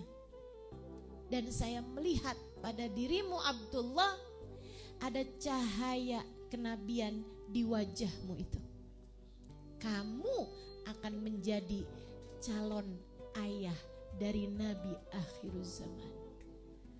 Aku berharap-harap andai aku yang menjadi ibunya. Makanya godain setiap kali Abdullah jalan. Tapi ini kok cara godain, cara halus, cara lembut gak mempan. Kali-kali deh Abdullah demennya yang agak-agak kasar. Makanya kemudian berani tuh bawa Abdullah masuk ke dalam rumah. Kemudian ngajakin kawin. Yang diajakin juga kawin, bukan zina sebenarnya. Tapi mendengar jawabanmu hari itu Abdullah, taulah bahwa bukan sayalah perempuan yang dipilih oleh Allah. Sekarang Abdullah, meskipun kamu tidak memberitahu saya, apalagi mengundang saya tahu bahwa kamu sudah menikah. Sebab cahaya yang dulu saya dapati di wajahmu itu sekarang sudah tidak ada lagi. Saya tahu cahaya itu telah berpindah ke ke rahim istrimu yang sekarang, pastilah ia sudah hamil. Abdullah tuh menikah bulan Rajab. Nah, bener banget dah kita ceritanya sekarang. Anniversary.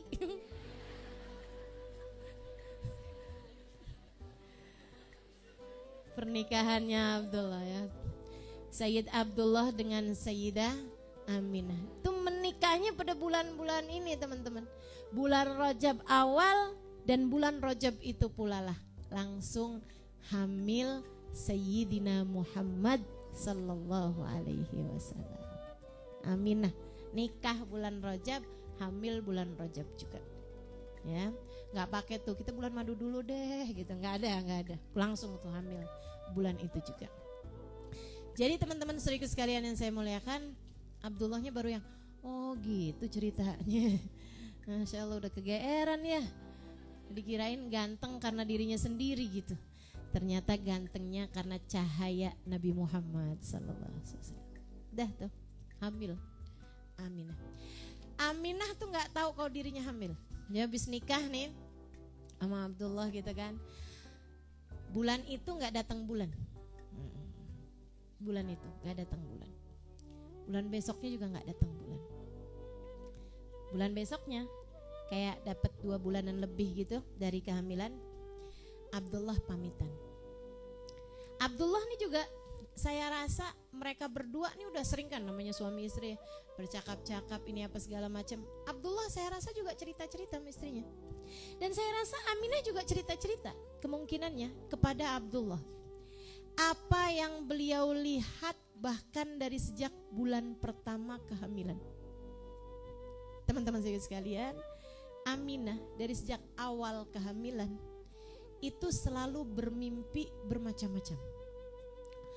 Ada riwayat mengatakan bermimpi laki-laki mulia, orang-orang mulia-mulia gitu. Terus bilang begini, ya Aminah innaki qad hamilti bi sayyid walad Adam fa idza waladtihi fasammihi Muhammada. Aminah, jaga baik-baik ya, kamu nih lagi hamil. Yang ada dalam kandunganmu adalah pemimpin seluruh umat manusia. Kalau lahir nanti kasih nama ia dengan nama Muhammad. Siapakah gerangan engkau? Kata Aminah, ana abik Adam alaihissalam. Aku adalah ayah moyangmu. Akulah Nabi Adam alaihissalam. Bulan besoknya Nabi yang lain bulan besoknya. Ada juga riwayat yang mengatakan bahwa yang dimimpiin Aminah ini adalah perempuan-perempuan mulia. Perempuan cantik-cantik mulia-mulia. Kamu siapa? Saya adalah Asia, istrinya Fir'aun. Asia bintu Muzahim. Ntar lagi saya adalah Maryam. Wallahu a'lam, bisa jadi dua-duanya benar. Ntar didatengin Nabi, ntar didatengin perempuan soleha, bisa aja. Saudaraku sekalian saya muliakan, sampai 2,5 bulan kemudian dari mulai awal nikah, dari mulai kehamilan, kandungan masih hampir 3 bulan ya, 2 bulanan lebih aja. Abdullah pamitan, saya Aminah mau nengokin keluarga paman-paman saya di Bani Najjar. Katanya Aminah, ya silahkan Abdullah. Berangkat, gak pulang teman-teman. Ayahandanya meninggal dunia di Qabilah Bani Najjar. Itu daerah di sekitar antara Mekah sama Madinah. Ya. Abdullah meninggal di sana. Sedih banget dong. Jadi berangkat suaminya pulang dengar kabar bahwa suaminya telah meninggal dunia. Ya Allah, ya Allah. Mana kandungan baru umur 2 bulanan lebih aja gitu kan. Sedih bener nih. Tapi ya mau gimana? Kandungan harus dijagain. Dan yang ajaib teman-teman, Aminah tuh cerita bahwa dia itu antara sebelum nikah sama sesudah nikah dan langsung hamil kan. itu lebih sehatan sesudah nikah. Lebih sehatan antara sebelum hamil sama sebelum hamil, malah lebih sehatan sudah hamil. Ini kan aneh nih kan. Cewek-cewek tuh kan biasanya malahan yang sebelum nikah sehat gitu kan. Begitu hamil, Masya Allah, Masya Allah. Pusing mulu, muntah mulu, sedih mulu. Gitu kan. Itu sehat sakitnya suka sakit zahir, sakit batin deh ya. Kadang-kadang ada juga kan yang bawaan bad mood mulu gitu ya. Bawaan kepengen ini, pengen itu, mudah tersinggung gitu kan. Ada tuh yang bilang suaminya gitu kan, saya ngidam nih mas, kepengen bakmi gitu kan. Ntar ada lagi yang kepengen rujak, ada lagi yang kepengen pergi pengajian Ustazah Halimah gitu. Ngidamnya bagus ya. Ada juga gitu kan yang kepengen bakmi tapi makannya di Kuala Lumpur. Ya bener, itu mah kepengen jalan-jalan ya enggak? Macam-macam. Jadi teman-teman sekalian saya muliakan, Aminah malah justru sebaliknya tuh. Abisnya hamil malah justru sehat. Yang asalnya sakit-sakit perut biasa tuh, malah sepanjang hamil gak pernah ngerti sakit perut. Nabi Muhammad tuh teman-teman, dalam kandungannya gak ngerti nyakitin emaknya. Masya Allah, Masya Allah. Ya Allah, mudah-mudahan ya anak-anak kita mudah-mudahan gak nyakitin dalam kandungan, gak juga bikin sakit sesudah lahir insya Allah. Amin. Terutamanya bikin sakit hati, mudah-mudahan enggak dah. Insyaallah ya, selalu bisa nyenengin hati insyaallah. Amin. Sampai kemudian masa melahirkan. Itu tuh dari mulai masa-masa mau melahirkan tuh, ada bidan yang selalu dijadikan sebagai iniannya Aminah gitu. Bukan karena sakit-sakit, tapi karena ngebantuin proses melahirkan. Secara Aminah ini sendiri adalah perempuan yang udah gak ada ibunya gitu kan. Dan beliau sendiri gak ada suaminya gitu. Jadi ya kan perlu banget tuh ada yang dampingin saat nanti melahirkan anaknya tersebut gitu. Namanya Syafa. Ya udah rundingan tuh. Syafa, ntar gimana sih kalau ngelahirin? Yaudah nanti kamu saya bantuin dah. Nanti tuh kalau melahirkan begini begitu. Nanti kalau pas kamu udah sakit perut tuh dia tuh masalahnya, Pak. Saya tuh kagak pernah sakit perut. Emang iya? Pernah sakit perut dah. Abisannya ada si anak nih kayak gak pernah sakit perut gitu. Gimana tuh kalau kayak begitu? Yaudah deh pokoknya nanti kalau udah gede nih kandungannya tuh, nanti kamu saya jagain dah gitu. Nah hari-hari itu tuh, malam itu tuh Aminah tidak menyadari bahwa ada pesta langit yang sudah terjadi, yang sedang terjadi. Dari mulai awal waktu maghrib itu teman-teman yang diceritakan dalam kitab-kitab maulid ya. Fahtazzal arsu taraban wastibsyara wazdadal kursiyyu haibatan wa waqara wamtala'atis samawatu anwara wadajjatil malaikatu tahlilan wa tamjidan wa istighfara subhanallah alhamdulillah wallahu akbar subhanallah alhamdulillah wa la ilaha illallah wallahu akbar subhanallah.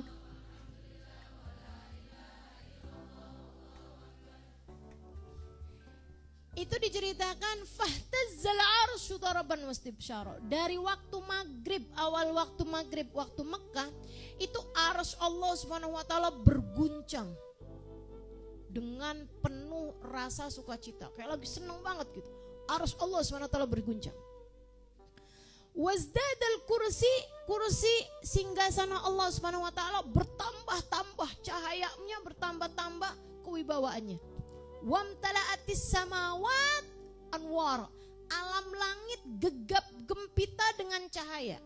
Termasuk malam hari tersebut Allah Subhanahu wa taala munculkan bintang paling terang di angkasa. Dan bintang ini terlihat oleh semua penduduk bumi. Makanya ada salah satu dari sahabat Nabi Muhammad alaihissalam, dia bercerita, kuntu rajulun yafi'. Dia bilang saya hari itu masih umur belia, Ya, umur-umur 10 tahun, 11 tahun, umur-umur rojul yafe tuh, belum balik tapi udah deket-deket balik gitu. Remaja tanggung. Ya.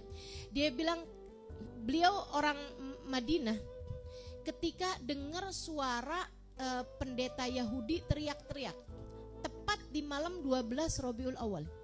Jadi ada seorang pendeta Yahudi naik ke atas bukit di Madinah sana itu, di Yathrib ya. Dia teriak-teriak, "Ya ahla Yathrib, ya ahla Yathrib isma'u, ya ahla Yathrib isma'u." Wahai orang Yathrib, dengerin saya nih, penduduk Yathrib dengerin saya, dengerin saya. Hadhihi laila tala' najmu Ahmad, hadhihi laila tala' najmu Ahmad. Keluar dari rumah, keluar dari rumah. Bintang Ahmad sudah terbit, bintang Ahmad sudah terbit. Hari ini Nabi yang diceritakan di dalam kitab-kitab kita sekarang sudah lahir. Bersiaplah, Nabi yang dikisahkan di kitab-kitab kita telah lahir malam hari ini. 12 Rabiul Awal. Bajjatil malaikah. Gitu ya. Alam langit nih bertambah gegap gempita dengan cahaya, teman-teman. Malam hari itu Allah Subhanahu wa taala alirkan sungai Nil yang sebenarnya waktunya kering, langsung dialirkan sama Allah Subhanahu wa taala. Bunga-bungaan belum waktunya mekar, dimekarkan malam hari tersebut. Semua nih alam semesta ini nih penuh bebungaan. Bumi nih bunga-bunganya tuh tulip, sakura, mawar, dahlia. Bunga di kuburan tuh apa? Kamboja. Tuh semuanya tuh pada terbit tuh. Pada terbit, pada mekar semuanya tuh, teman-teman. Pada mekar semuanya, sudah malam tuh. Wah, semuanya tuh mekar-mekar semua tuh. Malam 12 Rabiul Awal. Belum waktunya tuh, ada yang pada baru kuncup langsung mekar tuh malam gitu. Ada yang asalnya kuncup aja belum juga langsung keluar gitu bunganya. Semua bebungaan di atas muka bumi ini Allah Subhanahu wa taala mekarkan untuk menyambut Nabi Muhammad sallallahu alaihi wasallam. Makanya emang enggak salah dah kalau kita maulidan tuh ada bunga-bunga. Emang enggak salah. Gitu ya. Allah aja merayakan maulidnya Nabi pakai bunga-bungaan tuh. Ini yang suka bilang-bilang bid'ah nih, aduh capek dah saya. Kita doain aja dah, biar pada bisa ngerasain nikmatnya merayakan maulid Nabi Muhammad sallallahu alaihi wasallam. Gitu ya, cahaya-cahaya, lampu-lampu. Makanya teman-teman, nih yang suka bilang orang Indonesia nih suka berlebihan bikin maulid, kagak pernah jalan-jalan tuh orang. Kurang piknik tuh saya bilang. Itu teman-teman saya sekalian, jangan dikirain yang rayain maulid bulan Rabiul Awal cuman orang kita doang, orang Indonesia doang. Ya dia salah. Pergi ke Madinah kalau bulan Rabiul Awal, lampu-lampunya pada tambah tuh. Lampu-lampunya tuh hotel-hotel segala macam pada ditambahin lampu-lampuan. Kenapa? Maulid Nabi. Kalau kamu pergi ke Abu Dhabi sana itu, kalau kamu pergi ke Mesir, kalau kamu pergi ke negara-negara lain-lain di India dan lain sebagainya, orang merayakan maulid Nabi Muhammad sallallahu alaihi wasallam gegap gempita. Kamu pergi ke Libanon, kamu pergi kemana-mana, sama juga gegap gempita, teman-teman saudaraku sekalian.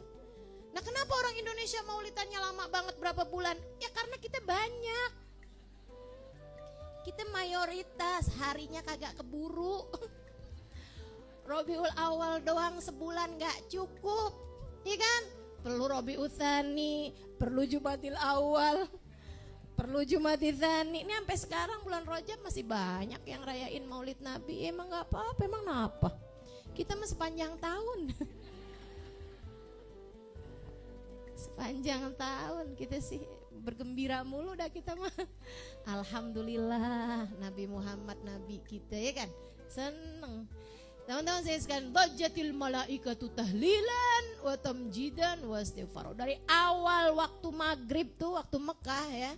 Saya sekalian, kenapa saya bilang waktu Mekah? Nah kan beda-beda kan, bumi ini kan beda-beda. Jadi yang dipantau waktu itu waktu Mekah ya, begitu awal masuk waktu maghrib itu teman-teman sekalian, malaikat tuh enggak henti-hentinya merayakan Maulid Nabi dengan gemuruh, bertahlil, bertahmid. Mereka bilang subhanallah alhamdulillah wala ilaha illallah wallahu akbar, subhanallah alhamdulillah wala ilaha illallah wallahu akbar. Kayak begitu tuh, rame bener. Masya Allah, lahirnya Nabi besar Muhammad. Walam tazal ummuhu tara'an wa'an min fakhrihi wa fadlih ila nihayati tamami hamlih. Ibunda Nabi Muhammad Sayyidah Aminah menyaksikan keajaiban-keajaiban, menyaksikan mimpi-mimpi yang luar biasa indahnya dan keajaiban sepanjang masa kehamilan. Enggak pernah ngerasain sakit, enggak pernah ngerasain sulit, hatinya selalu bahagia, ingat terus sama Allah Subhanahu wa taala. Terus kayak begitu tuh, udah cahaya Nabi Muhammad, gimana enggak coba? Ila nihayati tamami hamli, sampai akhir kehamilan. Falamma ishtadda, gimana tuh? Ila nihayati tamami hamli.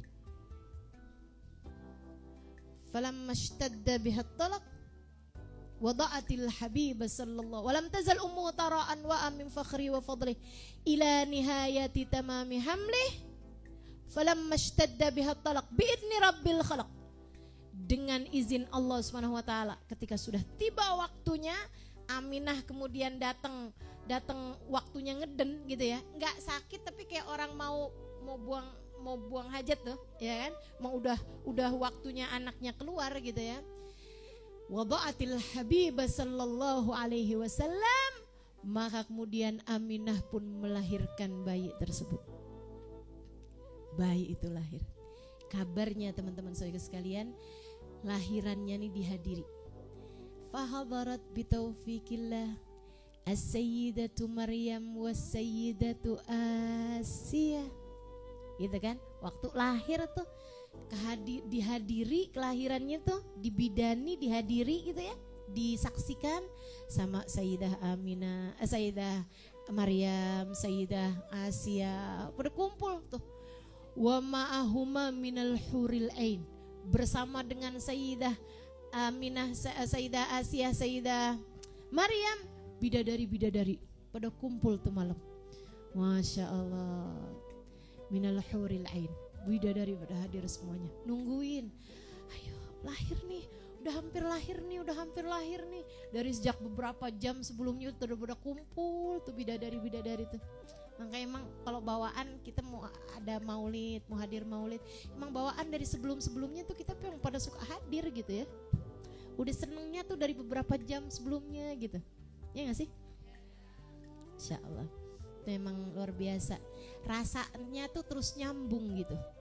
Dari zaman itu sampai ke zaman kita sekarang ini. Wada'atil habib, lahirlah Nabi Muhammad sallallahu alaihi wasallam. Waktu lahir sajidan syakiran hamidan ka'annahul badru fi tamami. Syafa nih, ayo Aminah, ayo Aminah, ayo Aminah. Begitu keluar tuh Aminah, posisinya sujud teman-teman. Begitu lahir bayi Muhammad, posisinya lagi sujud. Nih Syafa nih bingung aja gitu. Biasanya kan kalau anak mau lahiran kan keluar darah dulu gitu. Nih gak ada darah apa-apa. Keluar air ketuban gitu kan, yang kotor-kotor itu kan nih gak ada sama sekali. Gak ada air ketuban, gak ada darah kotor-kotor. Tapi udah bayinya udah mau keluar gitu kan. Jadi Syafa bilang, ayo Aminah, udah sekarang nih sebentar lagi nih. Aminah pun kemudian, apa tuh istilahnya? Iya, seperti itu. Kemudian lahirlah sang anak tersebut. Tapi Syafa nih udah nungguin kayak begini nih, nggak keterima karena dia begitu keluar, srut, posisinya sujud. Diambil tuh bayi. Aneh banget sih, nggak ada darah, nggak ada kotor-kotor, nggak ada apa-apa. Diambil tuh bayi. Faidan bihrafi'an tarfahu ila sama. Tangannya menunjuk ke arah langit. Dilihatin Mas Syafa, tak pernah kulihat anak lebih indah daripada dia. Di bawah matanya sudah terdapat celak mata yang menempel sempurna.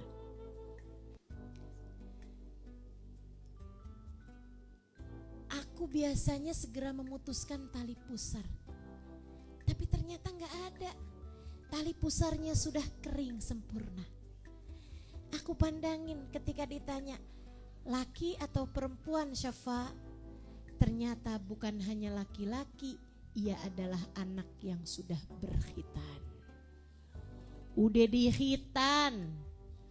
Udah dihitan, sudah terputus tali pusar, sudah ada celak mata menempel sempurna, matanya langsung terbuka, bibirnya segera tersenyum sembari tangan menunjuk ke arah langit, seolah hendak memberitahu kepada Syafa dan ibundanya, aku adalah anak yang akan menjadi perantara bumi dengan langit. Aku akan menjadi hamba wahyu yang menyampaikan perintah Allah subhanahu wa ta'ala kepada hamba-hambanya. Akulah hambanya Allah. Akulah Nabi akhiruz zaman. Oh, didekap Mas Syafa. Aminah nanya, gimana Syafa? Syafa segera membawa anak tersebut, kemudian diperlihatkan kepada Aminah. Didekap sama Aminah. Air mata mengalir dari wajahnya, air mata mengalir di wajahnya. Terharu, syukur pada Allah subhanahu wa ta'ala. Anak ini telah saya lahirkan ya Allah. Anak ini telah saya lahirkan ya Allah. Aku sudah melahirkannya. Teman-teman saudaraku sekalian yang saya muliakan,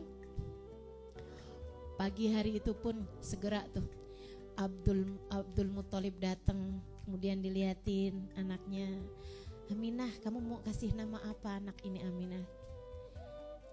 Wahai ayahanda, saya tidak tahu nama apa yang akan saya berikan kepadanya. Akan tetapi sejak awal kehamilan saya bahkan tidak tahu bahwa saya sudah hamil kecuali dari banyaknya mimpi yang saya mimpi sepanjang kehamilan. Saya selalu saja didatangi orang-orang mulia yang semuanya berkata, ya Aminah, innaki qad hamilti bisayyid walad Adam fa idza waladtihi fasammihi Muhammada.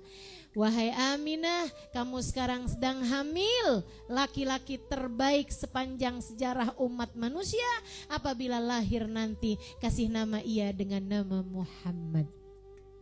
Abdul Muthalib bilang gini, Muhammad,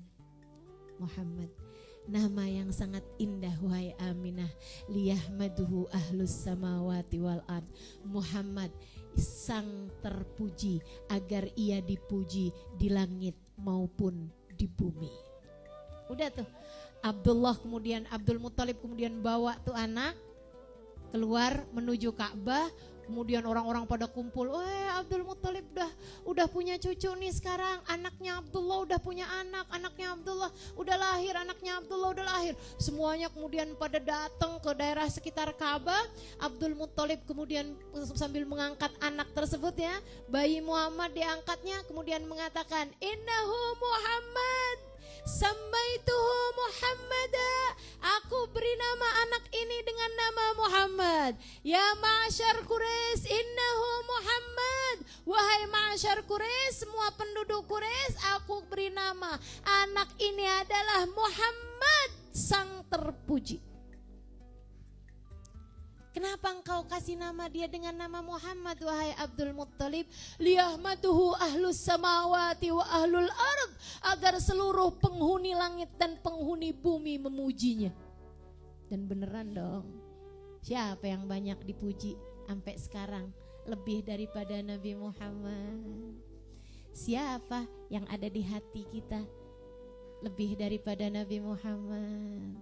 Gak ada manusia lebih banyak di hati manusia yang lain daripada bagindanya Nabi besar Muhammad sallallahu alaihi wasallam. Kita mau bawa nih Nabi Muhammad dari sekarang sampai dengan saat kita menuju ke dalam alam kubur nanti, sampai dengan kita di akhirat nanti, insya Allah mudah-mudahan ada nama Muhammad di dalam hati kita. Kisah terakhir teman-teman saudaraku sekalian yang saya muliakan tentang Aminah nih ya. saya tuh dulu asalnya ngebayangin cerita Aminah nih nggak bakalan ngambil waktu lama gitu. Ternyata ya emang dasar tukang cerita. Jadi sekalian 3 hari kemudian datang Halimah yang kemudian membawa bayi Muhammad ya, disusui sama Halimah ya. Nanti bulan depan kita akan ceritain Aminah. Nah, yang saya mau ceritain dari bagian terakhir ini adalah Muhammad dibalikin sama Aminah 4 tahun, di usia sekitaran 4 tahun. Kemudian bersamalah kembali Nabi kita Muhammad sama Aminah gitu ya, sebulan, 2 bulan, setahun, 2 tahun gitu, sampai ya hampir 4 tahun, tapi belum 4 tahun waktu itu. Dan ya kurang lebih 2 tahun lebih lah gitu Nabi Muhammad bersama dengan Aminah. Dan Aminah masih sangat muda teman-teman, masih sangat muda, usianya belum 30 tahun waktu itu, waktu Nabi Muhammad berusia 6 tahun. Karena Aminah tuh menikah sama Abdullah tuh di usia belasan tahun aja, belasan tahun gitu kan. Dan kemudian ketika umurnya Nabi Muhammad 6 tahun, ya itu sekitaran belum 20-an gitu, masih sangat muda saudara sekalian. Ketika Aminah membawa Nabi Muhammad untuk berziarah ke makam ayahnya. Nih ya. Sekali lagi nih bagian terakhir. Bagian terakhir dari kisah kita ini. Aminah nih, teman-teman sekalian, bawa Sayyidina Muhammad sallallahu alaihi wasallam untuk berziarah, perjalanan ke makam ayahnya. Berangkatlah nih Aminah nih. Wah, zaman dulu kan kalau perjalanan tuh berhari-hari. Sama ada pelayan setianya yang bernama Ummu Aiman. Berangkat nih kan, jalan, nyampe ziarah nih ke kabilah Bani Najjar. Nabi Muhammad udah dikasih lihat, ini loh makam ayahandamu Muhammad. Umur 6 tahun teman-teman. Nah abis itu tuh berhari-hari tuh di sana. Sampai orang zaman dulu tuh kalau pergian tuh kayak misalnya gitu ya, orang Bandung ke Jakarta gitu. Di Jakarta tuh kayak berminggu-minggu bahkan berbulan-bulan kayak gitu loh. Di zaman itu tuh masih yang orang tuh berlama-lama gitu. Emang perjalanannya juga berhari-hari kan gitu. Sampai kemudian di arah perjalanan pulang nih, mau pulang nih, Aminahnya sakit. Mereka pun kemudian tinggal tuh di satu kabilah, di satu kampung, nama kampungnya Abua, gitu ya. Tinggal di sana tuh selama berhari-hari. Aminah diasuh, maksudnya Aminah tuh dirawatin sakitnya itu di pemuka daerah situ gitu. Kayak istilahnya kita di rumahnya Pak Lurah lah gitu. Tinggallah di situ Aminah nih kan, dalam keadaan sakit. Nah ini cerita kalian pasti jarang-jarang dengar nih. Sedikit sekalian saya muliakan, yang bercerita ini adalah Ummu Samma'ah binti Abi Rohab.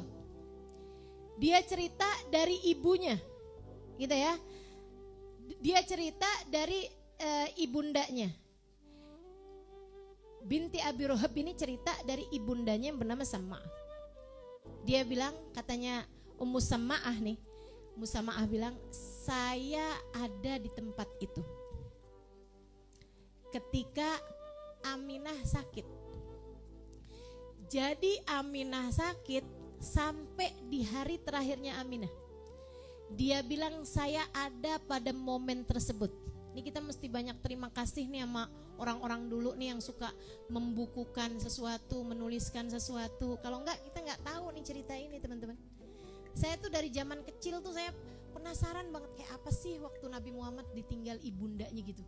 Saya suka ngebayanginnya tuh yang ya ampun sedih banget, pasti anak umur 6 tahun ayahnya meninggal, ikut ayahnya meninggal umur 6 tahun baru dibalikin ke ibunya beberapa tahun, ibundanya meninggal juga gitu. Saya nggak bisa bayangin gitu. Teman-teman sekalian saya muliakan. Nah ini kejadiannya ya. Dia bilang Aminah berbaring, di sekitarnya tuh ada tetangga daerah situ, orang-orang di daerah sekitar situ, karena memang udah tahu bahwa Aminah nih udah lagi sakaratul maut teman-teman, gitu kan.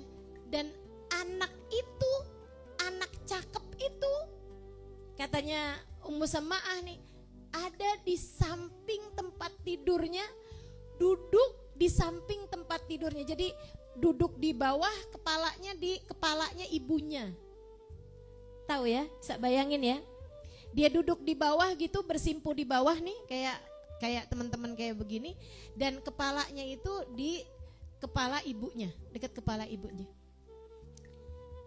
Terus ini saat-saat terakhirnya Aminah ya. Terus Aminah tuh ngomong sama orang-orang di sekitarnya, gitu ya. Maksudnya bahwa beliau sakit, kayak nitip-nitip Muhammad gitu. Boleh diem nggak nih yang di toilet? Yang di toilet boleh diem? Bisa diem ya? Saya terganggu, saya mudah ini ya.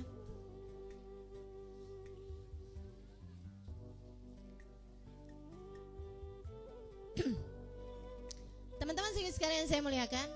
Akhirnya kemudian Aminah ngomong begini nih. Ini saya mesti bacain bahasa Arabnya. Saya mesti bacain bahasa Arabnya karena saya nggak hafal. Ini yang disampaikan Aminah. Ini yang suka ngomongin Sayyidah Aminah kayak perempuan yang tidak banyak mengerti banyak hal gitu ya. Yang kalau kamu bayangin ibunda Nabi Muhammad tuh polos, orang kampung gitu, kamu salah teman-teman sekalian. Beliau perempuan yang sangat-sangat berpendidikan secara hati. Emang orang tuh kalau hatinya bagus tuh pinter biasanya. Pinter, kalau ngerti, kenal Allah, ahli ma'rifat kepada Allah Subhanahu wa taala, itu memang akan dengan sendirinya jadi orang yang bahasanya indah karena hatinya indah gitu. Ngerti caranya berpikir, gitu ya. Ini beliau mengatakan seperti ini nih, katanya Sayyidah Aminah. Baraka fikallahu min ghulami yabnalladhi min haumatil himami naja bi'aunil malikil mun'ami fudiya ghadatad darbi bisihami bimi'atin min ibilin sawami in sahha absartu fil manami fa anta mab'uthun ilal anami min indi dzil jalali wal ikrami tub'athu fil hilli wa fil harami tub'athu bit tahqiqi wal islami din abiki Ibrahim din abikil barri Ibrahami tub'athu bit tahfifi wal islami an la tuwaliha ma'al aqwami fallah anhaka minal asnami. Itu ucapan teman-teman saudara sekalian, bahasa Arabnya tingkat tinggi. Kata-katanya tuh kata-kata dari seorang pujangga yang memang mengerti banyak hal. Mengatakan seperti ini nih Sayyidah Aminah. Semoga Allah memberkahimu wahai anakku, wahai putra, dari seorang yang selamat dari kematian menghampiri. Kan waktu itu kan mau disembelih. Dengan pertolongan Sang Maha Perkasa pemberi karunia, dia pun digantikan dengan 100 ekor unta digembala. Duhai anakku, jika benar apa yang kulihat dalam mimpiku itu, engkau kelak akan terutus kepada segenap manusia. Jika benar, in sahama absortu fil manami fa anta mab'uthun ilal anami. Duhai anakku, jika benar apa yang kulihat dalam mimpiku itu, engkau kelak akan terutus kepada segenap manusia. Dari Tuhan pemilik keagungan dan keluhuran, engkau terutus ke tanah halal dan tanah haram. Engkau terutus dengan agama benar, agama Islam, agama kakek moyangmu yang mulia Ibrahim alaihissalam. Aminah kemudian memejamkan matanya perlahan, dan dengan suara yang semakin parau ia berkata, kata Ummu Sama'ah, kali ini ia tidak berkata kepada anaknya, ia berkata kepada semua dari kami. Kullu hayyin mayyit wa kullu jadidin bal wa kullu kabirin yafna. wa ana mayyitatun wa dzikri baqin wa qad taraktu khaira wa waladtu tuhra. Artinya, kullu hayyin mayyit, semua yang hidup pasti akan mati. Wa kullu jadidin bal, semua yang baru kelak akan rusak. Wa kullu kabirin yafna, semua yang tua ia kelak akan binasa. Wa ana mayyitatun, aku pun akan segera mati. Wa dzikri baqin, akan tetapi namaku akan kekal abadi. Aku akan segera mati, akan tetapi namaku akan kekal abadi. Sebab wa qad taraktu khaira, aku telah meninggalkan hal terindah di dunia. Wa waladtu tuhra, aku telah melahirkan manusia suci. Beliau kemudian menghembuskan nafasnya yang terakhir sesudah mengucapkan kata-kata tersebut. Begitu Aminah menghembuskan nafas yang terakhir, anak di sampingnya nangis tak henti, membuat semua yang ada di samping itu ikut menangis pula bersama tangisan anak 6 tahun yang kini telah tak beribu setelah lahir tanpa pernah kenal sang ayah. Ia menangis, menangis, menangis. Sementara yang di sekelilingnya tak mampu untuk menghiburnya. Hanya Ummu Aiman yang kala itu mendekapnya seraya mengatakan, tak mengapa Muhammad, aku bersamamu. Tak mengapa Muhammad, aku bersamamu. Anak itu terus saja menangis seraya mengatakan, Umi, Umi, Umi, jangan pergi Umi, Umi.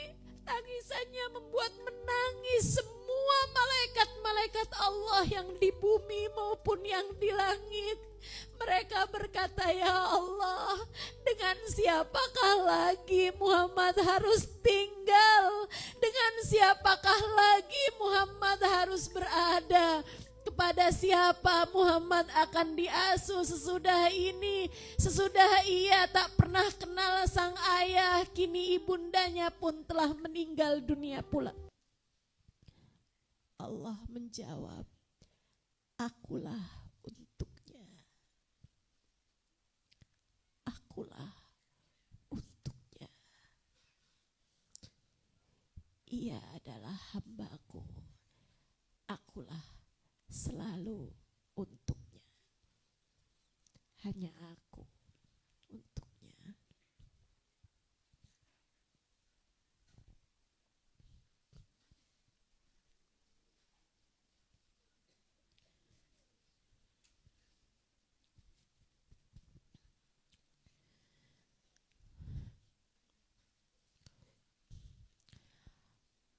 Allah untuk Nabi Muhammad. Mudah-mudahan Nabi Muhammad untuk kita.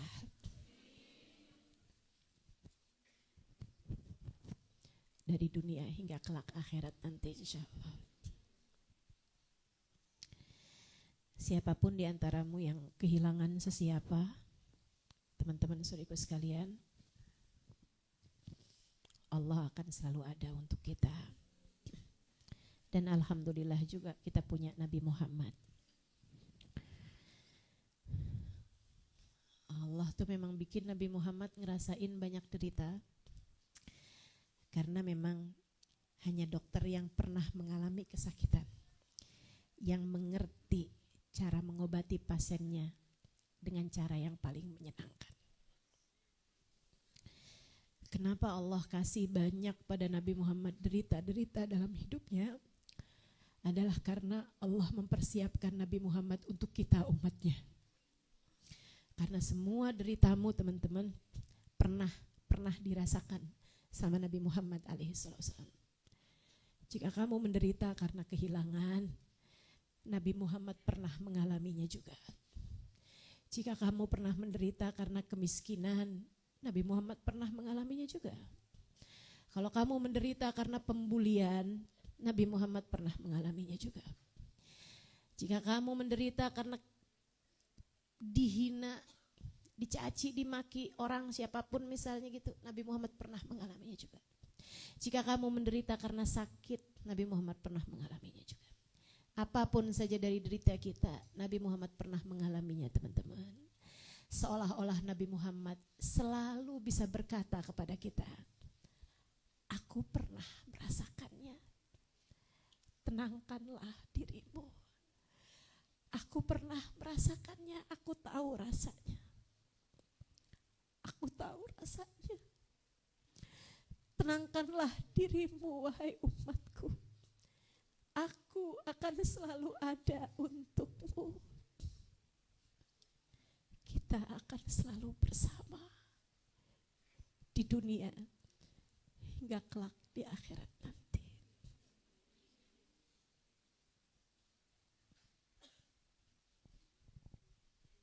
Sallallahu ala sayyidina Muhammadin wa ala alihi wa sahbihi wasallam. Bifadli subhana rabbika rabbil izzati amma yasifun. Assalamun alal mursalin. Walhamdulillahi rabbil alamin. Ya Rabbana atarafna